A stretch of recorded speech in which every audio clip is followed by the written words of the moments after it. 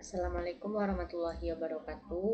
Perkenalkan, nama saya Agesti Putri dengan NIM 2104369 dari Prodi Akuntansi.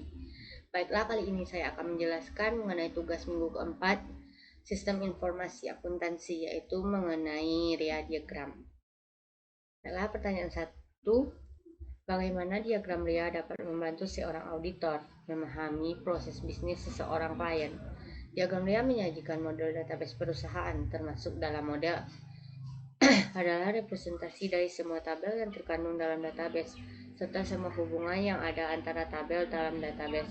Tabel dan hubungan ini mencerminkan proses bisnis dan peristiwa bisnis perusahaan. Dengan demikian, seorang auditor dapat menggunakan diagram RIA untuk pertama, memahami peristiwa mana yang mempengaruhi sumber daya organisasi dan agen mana yang berpartisipasi di dalamnya. Yang kedua, memberikan informasi bermanfaat tentang praktik bisnis organisasi.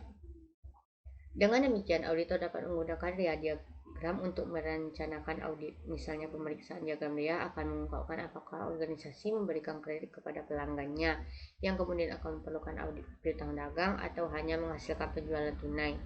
Selain itu, seorang auditor dapat menggunakan diagram RIA untuk menguji proses bisnis klien untuk kepatuhan dengan berbagai kontrol yang telah dibuat oleh klien.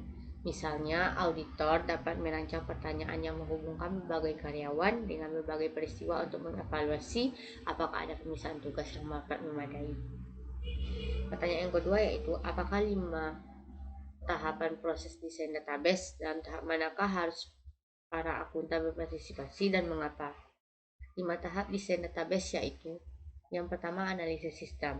Terdiri atas perencanaan awal untuk menentukan kebutuhan dan kemungkinan mengembangkan sebuah sistem baru. Yang kedua, desain konseptual. Menyerahkan perkembangan skema-skema yang berbeda bagi sistem baru pada tingkat konseptual eksternal dan internal. Yang ketiga, desain fisik. Menerjemahkan skema tingkat internal ke dalam struktur database sesungguhnya yang akan diimplementasikan dalam sistem baru. Yang keempat, implementasi dan konvensi. Menyatakan seluruh aktivitas terkait dengan transfer dari data sistem yang ada pada CIA database baru, menguji sistem database, dan melatih para pegawai bagaimana cara menggunakannya. Yang kelima yaitu operasi dan pemeliharaan. Mengali kinerja sistem dan kepuasan para pengguna untuk menentukan kebutuhan, membuat peningkatan dan modifikasi sistem. Akuntan dapat dan harus berpartisipasi dalam setiap tahapan proses desain basis data, tetapi tingkat partisipasi mereka akan berbeda di setiap tahapan tersebut. Yang pertama, fase analisis sistem, membantu mengevaluasi kelayakan proyek yang akan diidentifikasi kebutuhan informasi pengguna.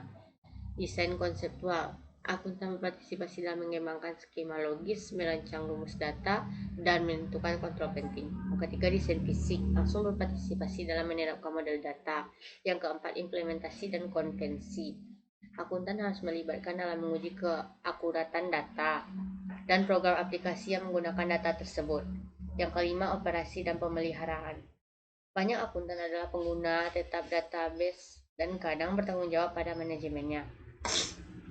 Tahap ketiga yaitu, JOS adalah sebuah toko es krim kecil yang berlokasi dekat lapangan baseball universitas lokal.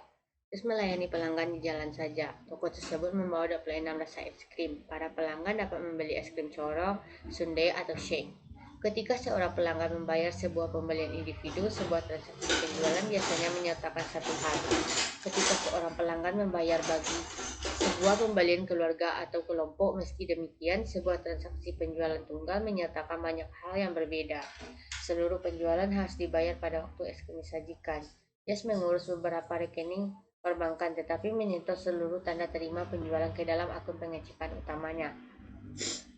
Diminta yaitu gambarkan sebuah diagram lengkapi dengan kardinalitasnya bagi siklus pendapatan JOS. Pertama, resource es krim. Es krim hubungan langsung dengan agen pelanggan dan owner JOS. Kemudian, jadilah sebuah dual event penjualan dan penerimaan kas. Dapat resource uang, event setor ke rekening, resource check terdiri dari rekening 1, rekening 2, rekening 3, dan rekening 4. Selanjutnya, terus galeri menjual lukisan asli pada seniman lokal. Seluruh penjualan terjadi di dalam toko. Terkadang para pelanggan membeli lebih dari satu lukisan. Para pelanggan individu harus membayar pembelian secara penuh pada waktu penjualan. Para pelanggan konspirasi seperti hotel, meski demikian mungkin membayar dengan cicilan jika mereka membeli lebih dari 10 lukisan. Meskipun galeri memiliki beberapa rekening bank, seluruh uang penjualan disetor utuh pada ke dalam akun pengecekan utama. Pertama yaitu persediaan lukisan, dilakukan penjualan oleh pelaku, tenaga penjual. Selanjutnya lukisan dikirim kepada pelanggan, masuklah kas, arus kas, dan penerimaan kas yang dilakukan oleh pelaku baik individu maupun korporat. Selanjutnya ditabung atau disimpan ke rekening giro. Soal kelima, berkaca pada teori rea diagram yang telah saya upload ke e-learning, menurut saudara apakah rea diagram dapat kita usulkan untuk organisasi non-bisnis seperti masjid atau yayasan pendidikan? Jelaskan. Berdasarkan riset yang saya baca, menurut saya rea diagram tidak dapat diusulkan untuk organisasi non-bisnis. Hal ini karena rea diagram hanya berfokus pada aktivitas bisnis. Rea diagram digunakan salah satunya untuk mengetahui transaksi mana yang tidak menguntungkan, yang mana informasi ini berguna oleh manajer. Oleh karena itu, rea diagram tidak dapat diusulkan pada organisasi non-bisnis karena tidak mengandung unsur ekonomi. Baiklah, hanya sekian yang dapat saya jelaskan. Salah dan kurangnya saya mohon maaf. Wabillahi taufiq wal hidayah. Wassalamualaikum warahmatullahi wabarakatuh.